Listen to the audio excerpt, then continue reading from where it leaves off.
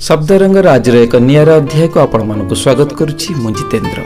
आपण मानक पई नै आसीछु कवि कथाकार सिद्धि प्रसाद साहुंकर प्रकाशित पुस्तक रूपा फरुआ भितर बहु प्रशंसित हृदयस्पर्शी गल्प रूपा फरुआ। गल्पटी को संपूर्ण सुनी मतामत देवाक अनुरोध रहिला। तेबा आसंतु सुनिबा गल्प रूपा फरुआ। पिता अधिरथ रोग शଯ୍ୟାରେ पड़ी आज भाबुछि तार अतीत को। झील देवीदत्ता पदार्थ विज्ञान रे अध्यापिका होई बाहागर परे से तार संसार रे व्यस्त। ज्वाई उच्चपदस्थ अधिकारी, पुओ मध्य प्रशासनिक अधिकारी, स्त्री राधा आरपारी रे। किंतु पुओ देवदत्त पई से आज बोझ। पक्षाघात जोगु अधिरथंकर गोटे अंग आउ चलु नहीं। बहुमांक कथाबार्ता टिके मर्मभेदी। पिता अधिरथ राधा गोविंद को स्मरण करुछंती तांकु ए संसार मुक्ति देवा पई। राजस्व विभाग छोट पियोनटीए थिले अधिरथ। स्त्री राधा एका सहरर एक सरकारी डाक्तरखानार सेविका। जीविका सिना छोट किंतु वृत्ति सेमानक पई महान थिला। कर्तव्य परायणता पई दुई जनकर ऑफिस रे काहेकि सारा सहर रे सुनाम थिला। अधिरथ और राधा हाथ पापुली उपरे हाथ पापुली रखी से दिन शपथ करिथिले पुओ झियो दुई जन को मनीष परी मनीष करी गढ़ी तोलिबे। राधा से दिन कहू कहू कहि देइथिले आमे सिना छोट जीविका को आदरी नीछु किंतु आमर पुओ झियो को हाकिम करी गढ़ी तोलिबा। किंतु अधिरथ से दिन राधार कथारे एकमत न होई कहिथिले ना राधा कोनसी जीविका छोट नहीं किंबा बड़ नहीं जहा द्वारा मनीष किछि अर्थ सत बाटरे रोजगार करे जहा कि देश और जातिर मंगल हुए ताहा ही जीविका। जी जो जीविका आदरिले मध्य दोषावह नुहे किंतु सीए सेई जीविका रे पृथ्वी रे महान हेबा दरकार। एई कथारे राधा चुप हो जाइथिले और से बुझी जाइथिले जे तार स्वामी तांको आखि आगरे केते महान। चंद्रकला परी देवदत्त और देवीदत्ता बढ़ी चलिले। हठात दिने अधिरथंकर बदली होई गला सुदूर एक सहर को। अधिरथ बुझी पारिले नहीं कौन करिवे। पतिनांग रक्षयति इति पत्नी। पति को जे पतनर उद्धार करे से तो पत्नी। अधिरथ थिले राधांकर प्राण। अधिरथंको अबा किपरि से दुखरे रखिबे। एणे देव और देवींकर पाठ पढ़ा सबु कथा को चिंता करी राधा सेविका चाकरी इस्तफा दे स्वामी सहित नुआ कर्मस्थान को चली गले। नुआ सहर और ता संग को नुआ स्कूल। पुणी प्रथम थर पई माँ विद्यादात्री सरस्वती पूजा खड़ी छुईले भाई भौणी। पूजक महोदय जेतेबेले हाथ धरी चक खड़ी रे नुआ माटी सिलट उपरे ओं श्री 3 थर लेखी ताकु लिभाई धड़ा चक खड़ी रंग को नहीं भाई भौणी को मथारे लगाई देले। सेतेबेले बापा अधिरथ और माँ राधा आनंद रे नाची उठिले। फेरिबे बेले अधिरथंक कोଳରେ देवीदत्ता और राधांक कोଳରେ देवदत्त अति आनंद रे फेरुथांती। अधिरथ सेमानकु गोटिए गीत सुनाउथांती। पाठ पढ़ी बड़ हेबी कालिया घोड़ारे चढ़ी मु मधुबाबू संगे लढ़ी। भाई भौणी एका श्रेणी पढ़ती किए श्रेणी प्रथम हेबो बोली उभयंक मध्य प्रबल प्रतिद्वंदिता हुए। अधिरथ जेतेबेले स्कूल को जानती विद्यालय प्रधान शिक्षक और अन्यान्य शिक्षक वृंद अधिरथ को बहुत सम्मान दियंती। कहीं अधिरथ सम्मान पाइबार मूल कारण थिला देवदत्त और देवीदत्ता उत्तम गुणवत्ता और सुछात्र पिता भाव। अधिरथ जेतेबेले राधा को कहती जे देव और देवी परि उत्तम छात्र छात्री पिता भाव से विद्यालय रे सम्मानित होउछंती सेतेबेले राधांकर छाती कुंढेमट हो जाए आनंद रे गदगद हो जाती।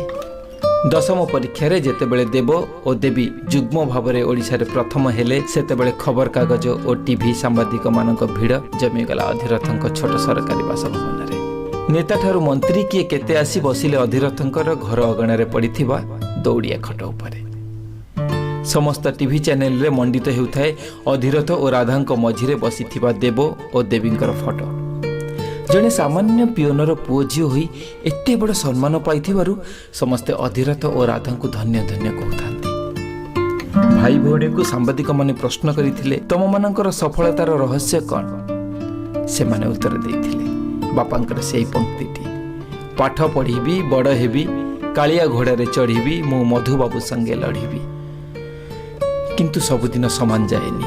जीवनर उच्च नीच रास्ता रे अधिरथ जीवन रे आसिला एक बड़ धरणर अघटन।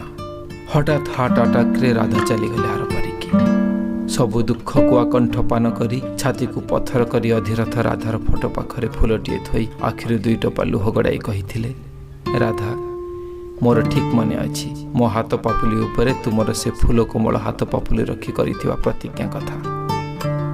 देव और देवी को नहीं कॉलेज रे नाम लिखाई पाठ पढ़ाइले। जो दिन भाई भौणी हॉस्टेल को जाती विदाय देवा बेले अधिरथ अश्रुपूर्ण आखिरे थर थर कंठरे से पंक्ति को जहाँ विद्यालय रे खड़ी छुईला दिन कही, पाठ पढ़ी बड़ हेबी कालिया घोड़े चढ़ी मो मधुबाबू संगे लढ़ी।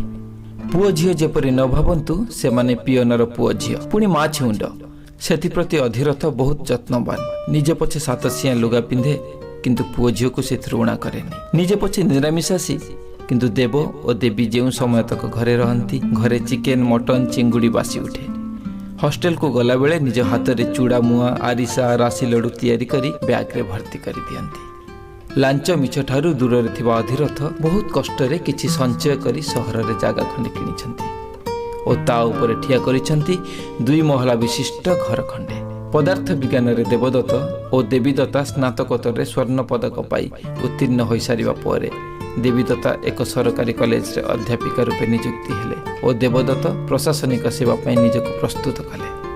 सुंदर सुढळ उच्च शिक्षिता देवीदत्ता को अधिरथ विवाह करथिले जणे प्रशासनिक अधिकारी को। आराध्य देवता श्री राधा गोविंद पादपद्म रे झियो जुआई भक्ति कुसुम प्रदान करी जेतेबेले अधिरथंक पाद जुगल को छुईबाको आसिले सेतेबेले अधिरथ एक छोट पिला परी कई कई होई कांदु थांती। देवीदत्ता को अधिरथ कुंडाई धरी भो भो होई कांदी कांदी कहिले, झियो मु तोर बापा किंतु तोर माँ भूमिका भी तुलाइछि। जाने ना मोर कर्तव्य मु केते ठीक से लिभाइछि।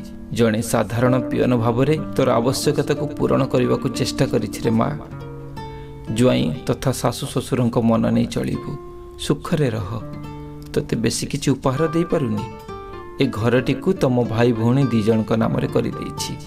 आउ ए जो मुद दिया रूपा फरुआटी तो पाखरे रखी था।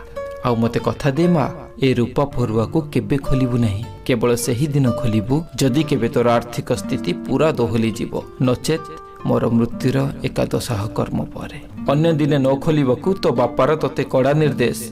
एतिकी कही अधिरथ राधार फोटो को नहीं कहले, राधा तुमे तो आज मो पाखरे नाह, तथापि तुम कथा मु रखिछि। मु जाने आर परी तुमर आत्मा निश्चय शांति रे थिबो। कार रे चढ़ी देवीदत्ता जुआई पुओ सहित चली जाउथिबा बेले विकल भावरे कांदु थाए झियो। ताठू बेसी विकल भावरे कांदु थांती पिता अधिरथ। केउथिरे मन न लागुथिबा झियो कथा सबु बेले भाबुथिबा अधिरथ किछि दिन गुम मारी बसिबा परे स्वाभाविक भाव ऑफिस को गले। सेदिन पुओ देवदत्त बापा को फोन करी जणाई देले जे से प्रशासनिक सेवारे कृतकार्य होईछि। अधिरथर पाद तळे पडु न थाए। पाखरे बेसी टंका न थाए मिठार झड़ बहाई देबा पाई।